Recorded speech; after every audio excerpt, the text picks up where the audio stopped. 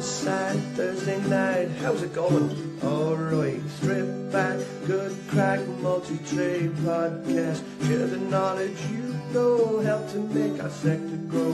Everybody's learning from experts and the journeymen. Insights. Welcome to another episode of Insight, the Strip Back podcast. I'm Stephen Buckley. And I'm Keith Delahan. And this podcast is sponsored by Robust Lighting, the world's leading LED lighting company. And in association with Snickers Workwear Ireland. Let's get into it. Speed Beam Express. One of the reasons it's so quick is because of this.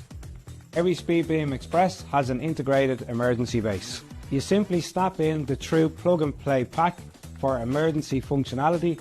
No messy wiring, it's that easy.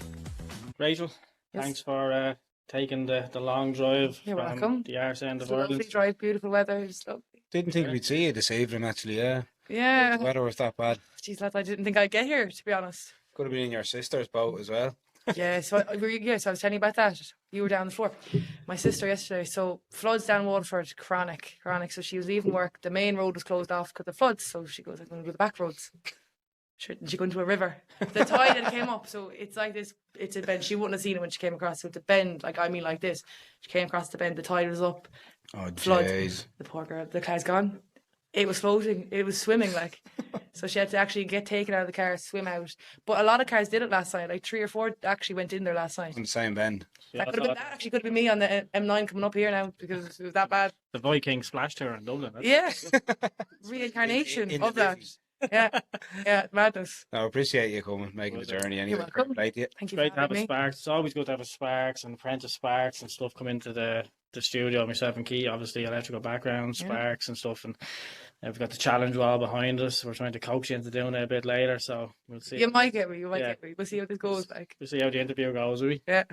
But we do try to let our listeners know like a little bit more about the guests before we get into the nitty-gritty of the trades and everything else. Just a little bit about where exactly you grew up and what was school like and your hobbies and stuff like that. Yeah, okay. So I grew up in like a tiny village, as I said, just outside Dungarvan in County Waterford. So I went to a tiny primary school. There was 3 of us in the class, 3. So, we're all very close. We still are friends to this day. So I ended up going to a school in Lismore. So I was actually there from first year till 5th year. Great school. I'm actually going, they invited me to awards night there tomorrow night. So I have to go there. Jesus. See all my teachers, for the Worldskills. So there tomorrow. So I haven't seen any of them since I left in 5th year. And I actually left school in 5th year and I moved to Australia. Because after COVID, I just couldn't get back into school. I couldn't, you're off for a year. Yeah. You're sitting at home. You're opening a laptop saying, I'm in Zoom. And then you go back to sleep. Yeah. Laptop on. I'm here. You have it on just in case they call your name or something like that. So I kind of got out of the swing of school. So I went back. It started 5th year when schools were all opening again. And I just said, nah, couldn't do it. And I laughingly said to my parents, I was like, can I leave? Can I please go somewhere? I'll go to school anywhere else. Just could not get back into the swing of things in Ireland. So we sorted a few things out, and 4 months later, I moved to Australia. I went to year 11 in Australia, so I finished my school over there. Wow, that's mad. Yeah, from I was 17, finished school over there. So. Great school, everything different, so much different. So it was so much different things I was learning over there, and it was everything new. So I was actually not dreading going into school, new people, new way of work, new subjects. So that was the only way you could get me to get back to school. Honestly, was to leave for the country. Yeah. Did the family move over with you? Or? No. So It was I had a choice to go and actually think about finishing school as well, Yeah. Well, I thought I only had a year, but I had to do 2 in the end. So we won't talk about that. But so I have an uncle over there and 2 cousins. Okay. So that was kind of why they were like, okay, we'll leave our 17-year-old daughter and go over because she'll have family somewhere near. So I kind of had this friend, her name was Maeve, and we used to talk about, we're going to finish leaving cert, we're going to go to Australia and never come back, surfing and all that crap. And so I remember I rang her one day, I kind of talked to my parents about it, we talked to my uncle, we kind of said, yeah, okay. So I texted Maeve, I said, are you all talk no trousers? And she's like, what do you mean? I said, you're going to come to Australia with me. And she goes, pick me up. So she lived 5 minutes away from my house. and we went out. She didn't even tell her parents that. She just booked her visa. Jesus She just booked her visa, and I booked my visa. Took me a while to get mine for some reason, but we went up home. But sure, my parents thought I wouldn't go. They thought I was messing. Yeah. So yeah, Called your bluff. they called my bluff, and I said, I'm going. So yeah, went home, told them that, and then what? It was 4 months later we were gone. Started new school. Dad came over me for the first 2 weeks, so you know, it wasn't that bad. And did she go to school or what'd she do? No, she was 2 She years was ahead of me. surfing. She was She was two- surfing. She was surfing and going for sunbathes and swims, and I was like, well, fuck you. Here's me on my laptop in school. She's out in Bondi Beach. So yeah, that was kind of a bit about me when I was growing up, really. I kind of was a bit, couldn't settle. I was always kind of, I'm going to do this now, I'm going to do that. So a bit of a wild child. And school ends over in Australia then. What was the thought process then? What was next on the cards? Or Well, I was only over there for 2 years, so from 17 till 19. I actually finished my ATAR, leaving cert. It's called ATAR over there. So I finished my ATAR the day of my flight home, day of my visa home. I had to plan it so well because my visa was ending, but they let me stay obviously to finish school. So all my experiences were kind of over there was kind of when I was in school. So, you know, like making new friends, going out, you know, traveling, working. It was all kind of in the mix with school. So it was fairly packed on, like, you know. Probably wasn't a full Australian experience, but it was different than anyone else. was it enough? Oh, no. Would you go back? In about 2 years' time when I qualified, yeah. 100%. School life, what's the difference of school life there to school life here? So different. Like, for one, mate, come on, mate. Like, just ringing in your ear. Yeah. And everything's on laptops. Right. They were like, you hardly did maths on your pen and paper, mate. I was like, I did. They do it on their laptop, and they do, like, I did psychology and, you know, criminal. It's just all different subjects, and the schools are all outdoors. It's all outdoors. Like, your classroom's in a classroom, obviously, but it's just like a class here, and then you walk to outside to another one. Everything's outdoors. You have to go around in the longest skirts I've ever seen, the longest black coats and your hat and everything. Like, it is very different, and just the way they teach things, like even the maths and stuff, I couldn't get a grasp on because I was like, no, I didn't do this in Ireland. This is wicked hard. So yeah, it was very different over there compared to here, but it was good. It was like a nice difference. It was a change. Yeah. So kept me kind of busy and focused on doing stuff over there. And it was hard at times, obviously. You had I was something like, to prove over there, did you? yeah, exactly, I did. And sure, at the start I had nothing else to do, but And be able to work part-time while you're in school over I there. did, yeah. So I'm actually reliving my job now. I was doing traffic control over there. Traffic control, but it was nice over there because I was getting a tan while I was doing it. Yeah. So I did traffic control over there, and I actually quite liked it. You know, it was just, I think that's kind of when I realised I like doing something that you work, you know, physical work. Manual, yeah. Manual. Like, I think that's when I realised I couldn't stay in like nothing wrong with an office, but you know, I couldn't just sit down and be a laptop. I had to be like moving and being around like construction. I don't know, it's just something to look at all the time, and High vis on. you know, like proper hardy job, like. So I think that's kind of when I realised I kind of wanted to do something probably in construction, I suppose you could say. So, And obviously the stop-go systems and the traffic control over there, like, would you get much of an eye on what you were doing the traffic control for? yeah, so I was working, with my company over there, I was working with a company called Energex. It's ESB. All So, right, yeah, it's okay, ESB. So I could see what they were doing, you know, with the electric overhead wires and, you know, their transformers they were doing, you know, the meter boxes. Like, so I was the traffic controller for that company. Okay. So I kind of got a grasp of everything that they were doing. It's easy. do that. Easy. Like. So yeah, I was just with basically ESB over in Australia. And then the thought process then right up to come back to Ireland. Yeah. But as soon as you land then, is it, right, I need to get into an apprenticeship? No. So I landed, got back, and obviously I wasn't getting my results for the colleges I've applied for until, let's say, March the next year. I came back in November. It wasn't going to be until March next year. And what did you apply for? I applied for paramedicine, I applied for criminal justice, and I applied for law. Nice mix. Yes. I like, you know, something like Law and Order. Like, that's kind of what I was going for. I got into all of them. Obviously after I started my apprenticeship.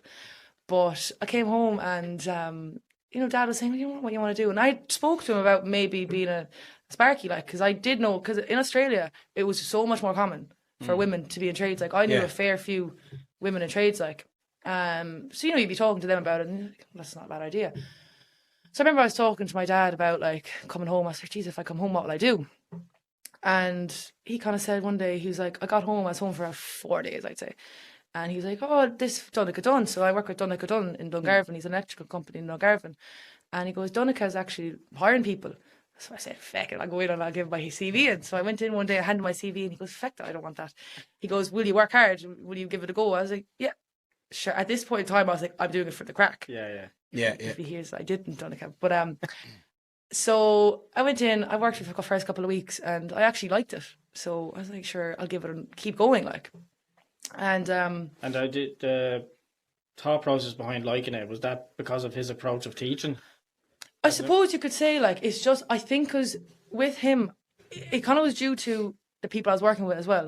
They were they weren't just like, you go over in the corner and you take a socket off, you know. I suppose, and then again, I was very chatty and I was like, what is that? Yeah. You know, I was plaguing them, to be honest with you. I was annoyed and I was like, what's this? What's that? So I think with all the questions I had, and then they'd actually listen and answer and show me what to do. I think that is why I liked it, because I went home and I wasn't like, I still don't know how to do this. I was like, I went home, I was like, oh, lovely. I know how to wire a socket. Yeah. You know, I went home with kind of stuff like that. So I think that's what kind of got me to like it, because I started to understand what I was doing. Yeah.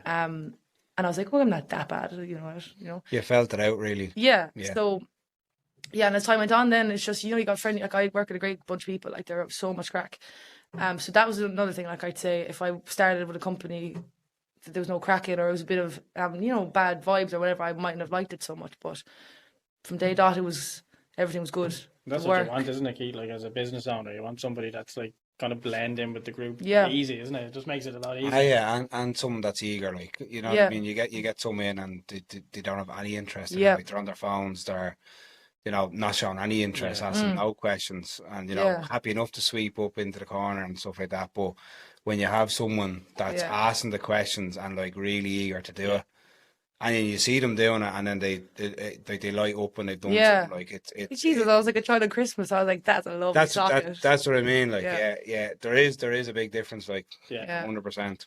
I just think like when you see then the lads that you're working with as well, I think everybody can sense somebody who's going to be an asset or somebody that's going to be trouble. 100%. Yeah, and I think from day one, like they were so lovely. They were like, you know, you're doing very good, and like things like that. If you once you hear you're doing all right in something, it will push you to do it better. Whereas if you're with someone who, I don't know, maybe like didn't want to praise you or something like that, I feel like praising in an apprenticeship, if you deserve the praise or if you deserve the motivation, if you get it, that will push your apprentice to do. You know, they want the approval of the people they're working for.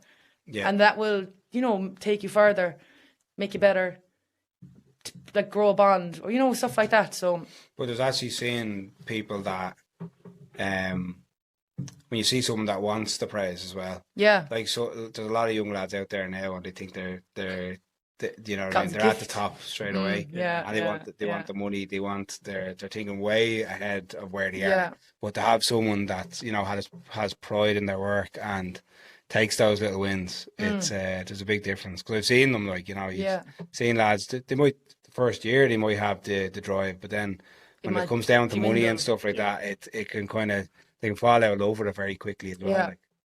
Whereas if you get busy, I suppose you just learn something new every day. You can't really fall out of love because you're learning something new. Like Well, I threw a short episode out there just last week, and it was literally just giving my opinions on the state of the industry right now compared to what it was like when me and Keith started around 2006, and you know it was like Stone Age. But like what I mentioned in it is that like when me and Keith started, all we would have had to worry about, even as an apprentice, would have been just like learning your basics. It's, you know, getting in, you know, wiring, sockets, lights, maybe a heating system, electric shower, the basics of domestic, just you know, house, like house, and then it's containment and stuff like that.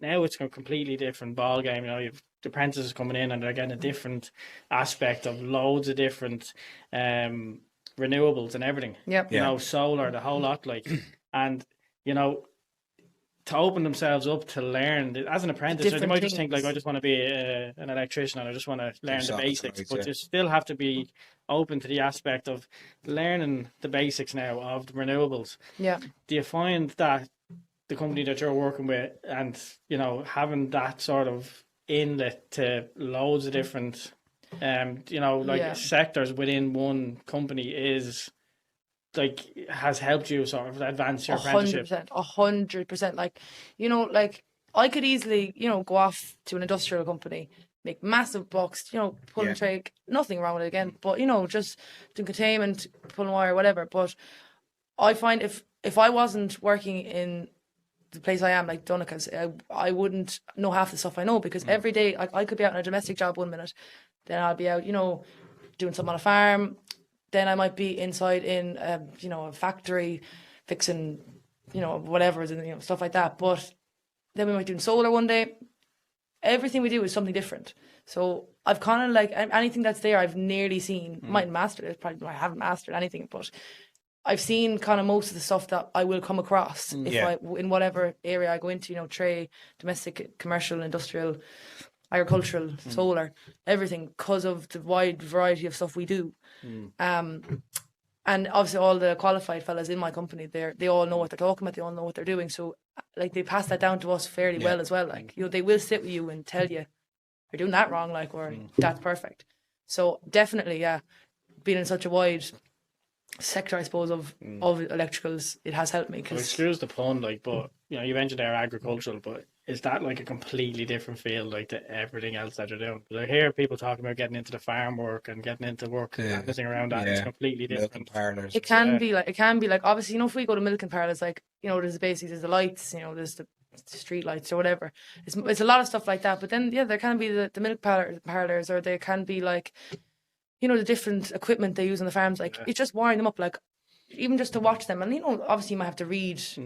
But even reading them diagrams, like sometimes they're confusing. I think they're confusing. Like, but it's getting good companies in though as well to do the work in those type of environments. To good standard, because I'm sure they come into a lot of stuff where, you know, you have lads who have, you know, cowboys, like a bit of DIY work over the years. You know what I mean? And you're walking into these places that could be quite dangerous as well. Like yes, and then you also have to look out for that as well. Like, just be wary of your surroundings and places like that, because they can be kind of dangerous. Like, but I suppose farm, they are different. They are a different kettle of fish. Like. But so is everything different. Like solar is completely different. I wouldn't do much of that now. We do a lot of it, but I would usually, you know, stick to the industrial domestic side of things, farms and stuff. But but what you said, it definitely helps a lot. Like I wouldn't be where I am at all. Like I wouldn't have got to where I was at all without having all that experience before I actually went to the competition and stuff. So yeah, definitely. And you mentioned the competition there anyway. So we've asked this to a couple of guests already. How does that kind of come around? How's that show its head? Like, how do you get nominated? How do you get yourself in the door? From my understanding, there was however many registered electrical apprentices. I think there was a couple thousand, something like that this year. Yeah. And basically one day, I wasn't told nothing about this. I came into Foss one day up in GRETB, and my instructor Eric, he came into me and he was like, came into us and he was like, right lads, so there's this competition on, you know, blah, blah, September. And he was like, you know, I'm going to ask you as a class to pick out who you think would be like a contender or a contestant for this competition or whatever. Good way to do it, actually. Yeah, that's your peers. He had his own people or person in his mind, but he wanted, because, you know, all the lads, they saw how you work, they know exactly what you do. You know, they know you probably better than your... they know you better maybe than your instructor. So he went around and he said that to them as well about who would you think is eligible. So we wrote our names down on a hat or on a piece of thing. We put them in a hat and Eric counted them out. So in my class, it was actually me and my friend Dara O'Leary. So we both got picked out of our class, and Eric was like, perfect. That's probably what I would have. Thinking. So, you know, even to get picked by your classmates, that was a lovely thing. Like, it was a confidence boost again, a bit of a motivation. Like, so then we went into these rounds. So the first round was, you know, dwindled down to maybe a couple hundred, something like that, between all the ETBs in Ireland. Like regional thing. Yeah. So I think mine was just Leinster. And we did our competition or whatever, and the two of us got through again. So then we were down to top like 50. So it kind of went like that up until we went to the preliminaries. That word. Prelims. Prelims, that one. Yeah, that's cool. And then at this stage, it was like 15, maybe something like that, 10, something like that. What were your thoughts at that stage? Were you like, shit? I was like, to my mum, I was like, is it too late to drop out? I was bricking it. But then again, all the people I was with, they were like, you got this, you wouldn't have got this far. To me and Dara, they were like, you wouldn't have got this far if you weren't capable. At that point, is it like, right, I'm representing myself here. Yeah, you felt pressure. I'm also a figurehead for the GRETB. Yeah. You know what I mean? And your company. Yeah, and the company. For everyone, your parents, your company, your friends, your people in, force, like, oh, yeah, definitely. It was a lot of pressure, especially at that prelims. And then the prelims for Leinster were held in GRETB, actually. So there was a couple people from around, like. And so my instructor said, right, you know what, this is going to be practice. If any of you do get to the Worldskills, we're going to set up, like, basically people can walk in and out throughout the building, so there's not everyone there. So that was a bit of pressure as well. And yeah, so you did that. It got marked off a marking scheme by a couple of people. And then you just waited to hear if you got through or not. So it was a couple of weeks later then, and I was told I got through. I was like, me? Are you sure? So yeah, no, I did. So it was myself and Rhea. You still have that imposter syndrome, or? Yeah, 100%. Because I feel like, obviously I'm still fairly new to it. Like I definitely have more confidence in myself that I did it. Like, I did quite well as well. And up in the RDS, it was all the same standards. So I know I was capable of doing it. But obviously at the time I was like, oh God, like, will I be capable of doing it in front of thousands? Like, how many was up to the RDS? 30,000? Ridiculous. I didn't 27,000 think... Too many. It took me ages to get home. Yeah. So obviously I was like, geez, in front of 27,000 people, will I... And that's over. It's over. What was it? 2 days? 3. 3 days. 3 days. So Yeah. it's a lot of people. It was 2.5 really. Like, yeah. Yeah. A lot of people. Like, it's an amazing event. That myself and Keith didn't even realise the extent of it until we got in there. We were like, holy shit! Like, this is something else. Fair play to the contestants. That's what we said as soon as we walked in. It's like, holy mother days. But when you're like, so obviously, I said it to you earlier. You feel you kind of feel like a zoo animal. Like, you'd be there, you were working away, and there's all these people passing you, but in saying that, you're so busy all that time, you actually don't hear anything. I put the headphones, like the earmuffs, in. Because I'm wicked easily distracted. Like, someone will walk behind me and I'll be like, I could chat for Ireland. So Insight podcast on. Just away, no, I just had to keep my focus. So like, you just but once you get in the zone, you're so busy. You're so many thinking of what you're going to do next. What you need to wire. What does that drawing mean? You just don't even think of who's behind you. So after the first day, I wouldn't say that it was stressful over the people. It was more stressful over the content of what you were doing. Yeah. Okay. And I suppose time limit. That was a big thing. Time limit. I think that's what we all struggled on, was getting it done on time. Yeah. When do you get your project drawings, or? You get it. So it was on the Wednesday we started the competition. You get it 10 minutes before you start the competition Wednesday. Jeez. So obviously, if you're not prepared, if you're not well prepared, it's a bit scary. If you look at that page and you see something you don't know, you're like, how do you prepare for that?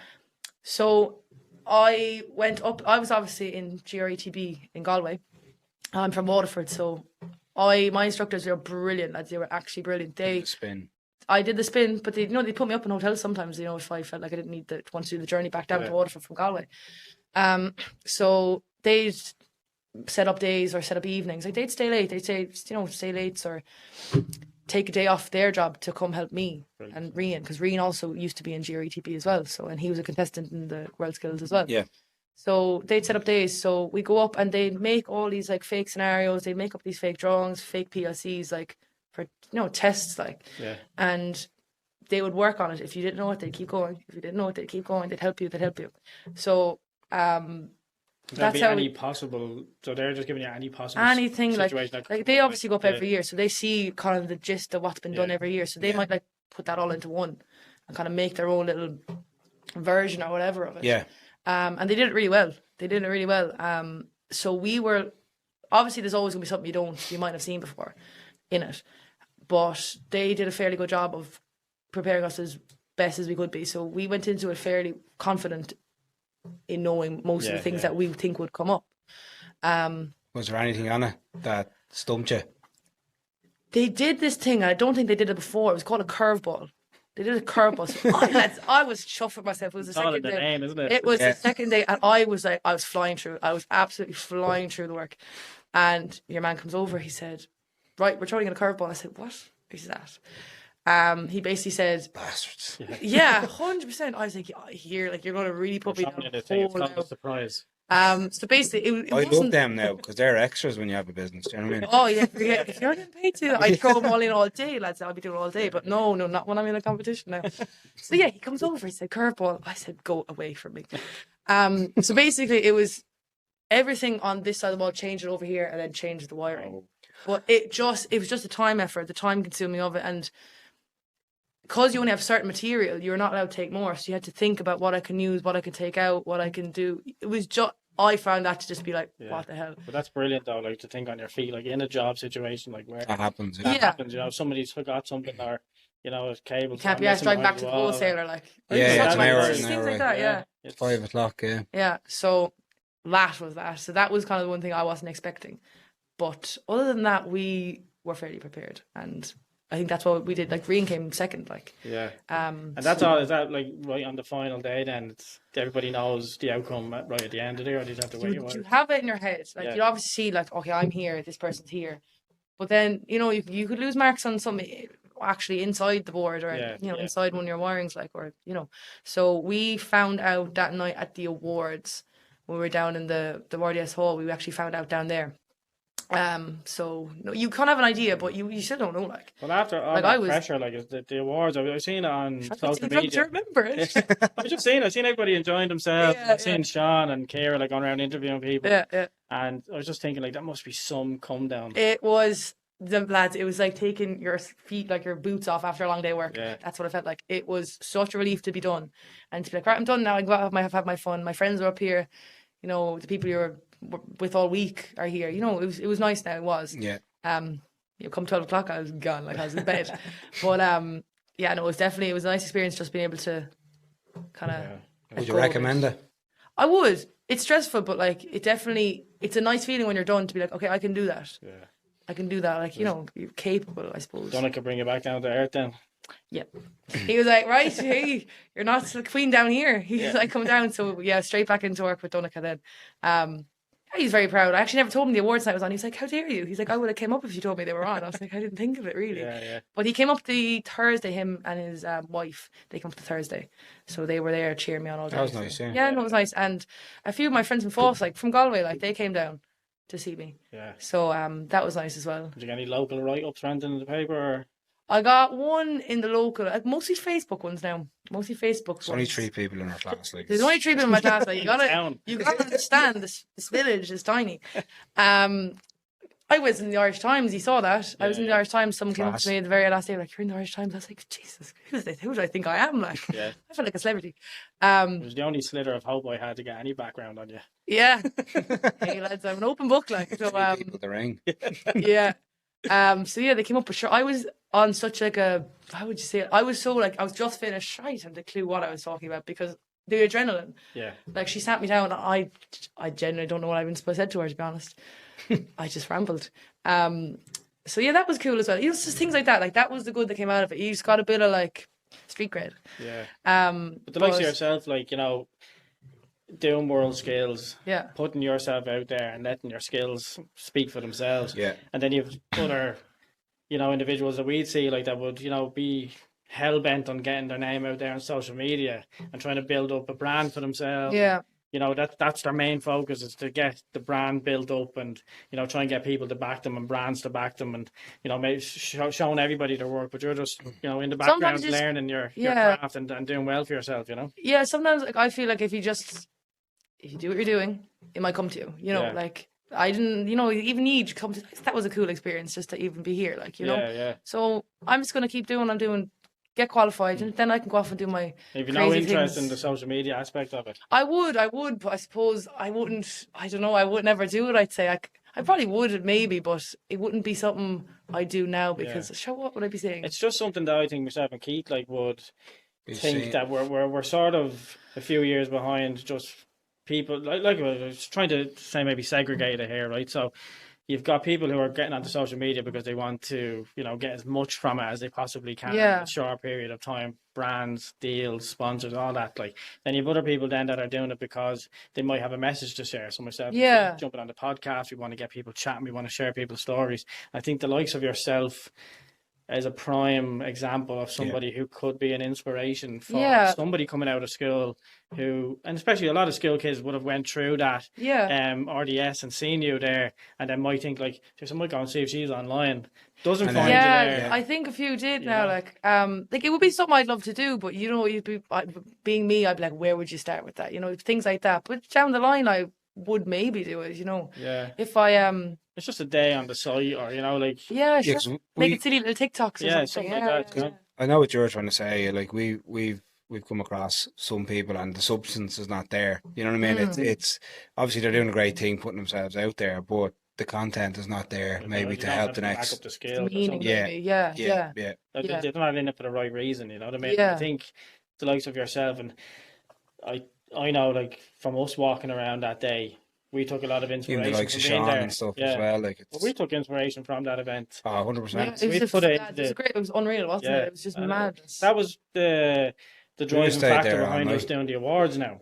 Because I've seen that, we are doing the awards now to try and highlight the individuals that are not highlighted. Yeah, which probably need to be, because there's unreal people out there like that. I suppose they don't put themselves out there. And they're not maybe known. That's your point then again, The names that came up were a lot of them were unknowns. Yeah. And you go to their... And maybe they should be known, stuff that's like what we're going to say. Even on their Instagram pages, you there's electricians, carpenters there. You wouldn't have a clue that they were that, No, I think you're definitely a prime candidate for somebody that would blow up on and do well, and for the right reasons. Yeah. And I think for what our main concept behind the podcast was to promote the trades, I think you would definitely be somebody that would be I would love to do it for not just females in the trades, but just for anybody getting in. And the Worldskills end of it as well. I think we didn't know, but we knew nothing about Worldskills till last year. You know what I mean? We never knew it even existed. I don't think I did. I heard of the apprenticeship of the year. That's about it. And I thought maybe that was what I was doing, but no. I got put up for it as well, but you just didn't. That's why you didn't know anything about it. I knew nothing about it. It's called something different back then. It's called something different back then. No, look, in fairness, and like you were saying there, like he would mention before in the podcast, he was put up for it, and just didn't do it. That's what I'm saying. It's because you wouldn't have had the whole farah about it of like, it wasn't what it is now. It's just you're doing it now, just hardship. And I just feel like it's every generation of people who are in it needs to maybe give it the push. Push beyond, and maybe that's through social media, I'm not saying up and dance now. Like, let's see. I would love to write me down some tips now before I head off, and I'll think about it. I just think, look, get the Instagram going. Just jump on, give people a bit of an experience, and it could be just a quick chat, like of a day on the site, and then it's just people who reach out to you. So you're telling me I can annoy my co-workers more? I have the phone, and there's a co-worker and I work with, and try this phone to face the whole time. Yeah, get the meta glasses. 100%. No, but I think it's definitely there for you, and I think if anybody can take anything from Worldskills, forget about like the coming first or winning or anything like that. We've said it before. It's putting yourself out there, being there, and just like for people to be able to see, like, Jesus, like, something that can be added onto the apprenticeship. You know what I mean? It is like, if I never did it, I'd never. A lot of things have come from my apprenticeship, whether it's friends, experience, this Worldskills, just FOSS and stuff like that, and it was just a great experience. Like, and I never actually went like into the Worldskills. I never expected to win or anything like that. It was just to see if I could do it. But the networking aspect of that must be amazing. Yeah, like I've met a lot of people. I've met a lot of people from that, like, again, which I would have never met. Good people to know as well. Like, if you ever needed something, or needed help on something, they're all intelligent people. And like no one's wishing you back to Australia, but if you do decide to go back, like, that's going to be on your CV. Like, Worldskills. You know what I mean? It's that's a good thing to have. It'd be a great thing to have in your CV. It will set you apart from most other people. Like, you know what I mean? Who has it? Like, any strength you have always is a bonus. Like, and you know, it's early days for yourself. Obviously, it's still, you know, in the midst of your apprenticeship, and that's the goal, is to get qualified. But do you think that's something that you see in the time and work that was put into you from others? Do you think you'd like to do that for somebody else down the line? Just gonna ask that, as in, you know, become an instructor or something. Your mentors and stuff, Fuck you. I suppose I would. Like, I'm not saying I wouldn't see myself being a domestic electrician for the rest of my life. I definitely see myself being in this line. Whether I want to go to college, do engineering, or an instructor, I feel like I would love both because I don't stop talking, for one. So an instructor, I feel like I'd be very good at. Yeah. I think so, yeah. Like, I would like to give time up. You know, if you see potential in someone, I'd like to kind of push them. Yeah. Someone maybe who doesn't see it in them, push them. Because that's what my instructors did. And forever thankful for that, because I wouldn't have done it otherwise. You can always be an ambassador for the Worldskills going forward anyway. Yeah. That's a voice in itself, isn't it? Yeah, 100%. Like, and it'd be something I'd love to do. Like, just things like that. I like kind of doing things that, I wouldn't say non-conventional, but I suppose I like doing things a bit non-conventional. Mix it up. Mix it up a bit. Like, have you got an apprentice underneath you in the company you're with? Nope. No, it's still the baby. Since I started, it's been me and the same fella. We got signed up the same day, so it's me and Keane since the start. So we're a very small company now. We've 5 people, and we're very busy. We do most of the work for Dungarvan, so we're flat out, like flat to the mat. So would you be the only sort of girl tradie in the area? There are two more. One, her name's Martina. She's working with the council, and she's been an electrician for. She's an electrician for I don't know how many years. 30. She'd be one of the first, like, I'd say in Ireland. I would say, she's brilliant. Like, and then there's another girl, Olveen. She's with ESB, so she's ahead of me by I'd say a year or two. Yeah. So I remember when I came back from Australia, I actually texted her. I was like, "Tell me what it's like." I was like, "Should I do it or should I not?" Like, and then my other friends, I was saying, "Will I do it? Will I not?" Because obviously it's a big decision. It's something that you don't see many people doing. And I was obviously nervous going into it. So I texted my friend Eva and I was like, "Oh, should I do it?" She's like, "Please." Like, she wanted all these lights done in her room and sockets put in and USB sockets. She's like, "Do it so you can come over and fix all my stuff." I was like, grand, I'll do it. So you definitely are the most used trade, though, aren't you? Oh, 100%, yeah. You're never out of work. Like, even for me as an apprentice, you know, people are like, "Will you come just fix this for me or do this?" Or it's never ending, isn't it? Everything is the trade to be in, like the way it's going. Yeah. I mean, everything is electric now, isn't it? Yeah. Like, yeah. It's good. It's good to. Well, like that's what I said. I mentioned that now before, like where, you know, we're putting a push on people getting into the trades, like, but then kind of work in an opposite way where is there they're just playing devil advocate as well to this, like, is there too much emphasis and does that put too much pressure on, say, trying to say that we need more women in the trades, like, or should it just be the choice of, I don't know. I feel like there can be emphasis because I feel like a lot of girls won't go for it because they think like I haven't a clue. You know, I might have a clue about this, or what if the men, you know, don't accept me being here. But before I started, I didn't even know. I was afraid to put a light bulb in. I was like, it's gonna blow up my face. So like I went in with that same mindset, being like, I don't know how to do anything. And in fairness, my parents, they were like, you should not know a thing about when you shouldn't know how to, you shouldn't know anything. You shouldn't know what the colours of the wires are. Because I didn't know anything. Like, so I would encourage a lot of people to do it, like the push on girls, but not even girls, obviously boys as well.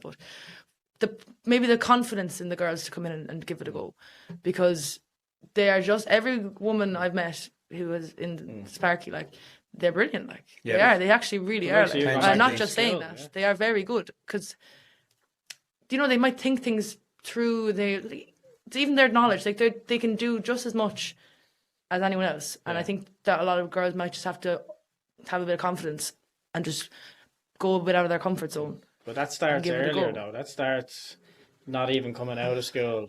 I think it starts at anywhere between coming out of primary school and into secondary school. I suppose they need some sort of exposure to it, more exposure to it, especially in secondary school. They need to maybe see the likes of your skill pointing you back for. Yeah, I think that's why they are. They want me to talk just that's exposure about the girl, like, you know, just you can do it because you can, like. So that would be what I would. There'll be certain schools around Ireland that would never get that exposure. They'll never get somebody who works in the trades coming in. No. You know, they'll do Parents' Day, and you'll have, you know, the odd mother coming in who works in an office. Yeah. And you'll just get maybe the odd father maybe come in. I've done it before, like from my son where I've come in, and they just you can see that same thing every time. Yeah. It's, you know, the woman comes in that works maybe in a clerical role, you'll have a man coming in that works in the trades. Very gender specific. Yeah, it's gender specific, where they just need maybe a bit more exposure, where it's the likes of yourself who could be an ambassador, if it's Worldskills or if it's Building Heroes, if we've done stuff on the podcast before, maybe just putting a bit of time and effort into taking somebody like yourself out for a week maybe, and just do a tour around Ireland and maybe just get into schools. You know what I mean? Because I feel like a lot of people just need to see it, I think, because, you know, like as I said, once I found out that there was 2 girls in my area, I was like, yeah, 100%. If they can do it, so fine. That's kind of my mindset of how it was, like, you know, what separates me from being able to do something and make it fun. You know what I mean? Like, challenge goal. Like, you can't challenge wall up or something like that. Just get a time goal, you know. Give you a loan of that for a week. Take the stigma away from it, like, and that extra added pressure.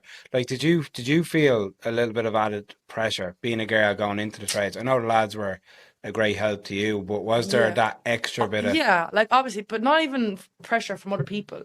Obviously there was, but, you know, on yourself, more yourself, you'd be like, okay, well, I need to prove that I can do this, like that I am able to, you know, do what they can do, or just I said I can do it, I'm going to do it, that kind of thing. So you put pressure on yourself, but obviously, you know, even if you're out in public, if you're working on a street, or if you're in a house and the owner's there, you kind of want to be like, all right, I want to show them I can do that too, like. It is a bit of pressure, but once you get confident, I suppose that's my main thing. Once you get confident in what you're doing, just you walk that confidence and don't let that slide, because people notice that. I suppose people notice that. It's confidence, It is. Like, if anyone walks in confident, you think they're competent.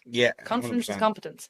So, I would say yes, there is pressure, but you get over it, and you don't put the pressure on yourself anymore, and you don't mind all the pressure off other people. I think then you can just go about that's the whole idea, like, of getting it out there a bit more. The pressure might lessen a little bit, like, be a bit more. Girls might be a little bit more comfortable in taking up those roles. You know what I mean? 100%. Like, and even like I'd be mad on the phone, like, you know, so I'd be like taking videos and stuff like that. And so a lot of my friends or people I know, like, they know I'm an electrician. And my boss, obviously we can't take anyone on because we are such a small company, like, but the amount of women and girls who have rang my boss and asked for an apprenticeship, obviously he can't give them, but the amount of people he was saying to me since I started, to just see a woman in town going around, and a few of them, they have actually started, you know, like Shore Engineering, then Waterford, all them places, they've all got jobs with them now. So it's great though, like that. It's a bit of exposure, it gives the girls the confidence to actually reach out, like, you know what I mean? So some lads wouldn't even reach out and look for a job, like, you know what I mean? Like that, they'd actually put themselves out there and ask for one. It's a great thing to see, because I, like, you know, at the end of the day, the worst thing you can be told is no, but it's not a no to the trades. It's just like you said, a no to that company, because it's a limited size, like, you know what I mean? But you can always push somebody in another direction. And I think as a company like that, if you're getting a CV in from, especially like girls in the trade like that, you think, you know, I know somebody else, or I know or doing, or I know. All you have to do is write back an email or things like, look, I know these people are taking on, maybe try these out. You know what I mean? And like, even they give me a text back, where will I go? There's been a couple of girls on work experience with us, so it's nice to see people are actually going and doing it, like, and they're looking. Like the girl that got a job there with, or was it DLS? I think she got a job with DLS or something like that. But she's been looking since she's been in sixth year. Since sixth year, she's like, Rachel, come on, I want to be a Spark. So she eventually got a job. She got a job about a month ago, I'd say. She got a job up there. So, you know, she kept going. She wants to do it, like, so she did it. She's determined. Whereas she never gave up. So I think that's another good trait about someone. If they have the will, they'll do it, I suppose. But it's nice to see, like. Oh, fair play to you. Yeah. 100%. Does any bit of advice to any of the people think that they might be interested in doing the Worldskills for next year and might be second guessing it? What would you say to them? Do it. Like, I was terrified. Like, it's obviously it's scary, like, because you know what's coming. You know there's going to be thousands of people. You know it's going to be maybe some you haven't seen. Especially, obviously, if you're not in phase 6 or if you're in phase 2 like I was, you might be like, well, I didn't do any of this. But if you have a instructor is anything like mine, you will be fine. Like, it's definitely something to go for. Slingshotted, you know, with like a lot of stuff that other people that are in phase 2 would never get a look at yet. Do you know what I mean? Yeah, which is good, which I'm forever grateful for, because now when I go phase 4 and 6, I have that bit of knowledge. Like, but like it's good. I would, if someone got asked or got through to go do it next year, do it, because you meet people. It's a week away. It's a week off work.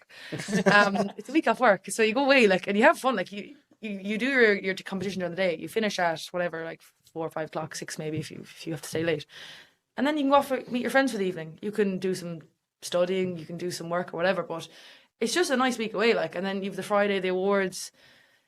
It's just nice to have under your belt as well. So it would be a silly missed opportunity if you didn't go, because it's great to have. I think it sets you up well for things in life, even going forward. Yeah, 100%. Like you're literally, I can only imagine it. Like you're literally out of your comfort zone. Yeah. Like we done it to ourselves in the RDS before as well. Yeah. Where we did kind of a live podcast thing, but literally out of your comfort zone. But you feel better after it, though. 100%. You do it again. It's an adrenaline rush as well at the same time. Yeah, you do it again once as much things as possible now. Yeah, that's what I'm kind of going for now, is to say yes. Like I used to say, you take it, yes. Yeah. So anyone that asks me something, and if I think it's a good I'm saying yes, even if I might want to do it. I'm going to say yes. Want to do the challenge one? Yes. Oh, you want yourself into that one?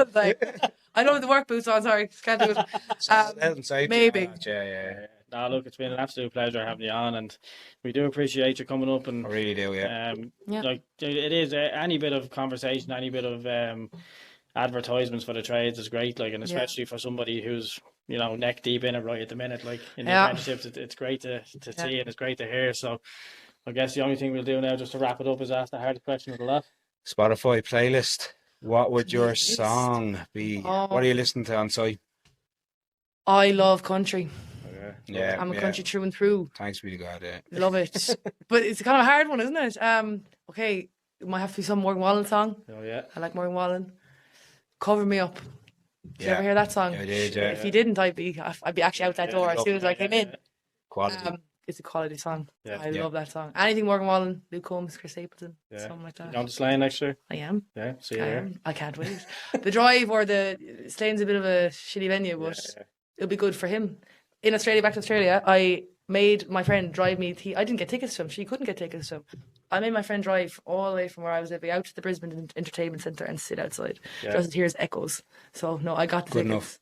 I got the tickets. Yeah. So buzzing, Yeah, class. Wear my cowboy boots and everything. We'll see you there. Definitely, we'll see you up there. We'll be in cowboy boots. We'll be all with all the old men. I might leave in cowboy boots. To wear the fucking, what are they called, Spurs? Snickers will sponsor us. We're going in our Snickers outfit. Yeah. There we go.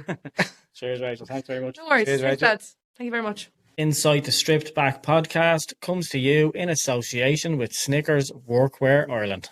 Covering you for all your workwear needs, head over to snickersworkwear.ie and find your local stockist. Right, Keith, another episode in the can. Yeah, really enjoyed that one. Thanks very much for our guests for joining us this evening on the episode. Yeah, 100%. And a big shout out to our sponsors, Robus Lighting, the world's leading LED lighting company, and Snickers Workwear for their continued support on this season. If you liked what you heard, come back next time for more overload chat and guest interviews. And make sure you head over to wherever you get your podcasts. Give us a follow to be notified when the next one drops. Take it easy. Talk again next week.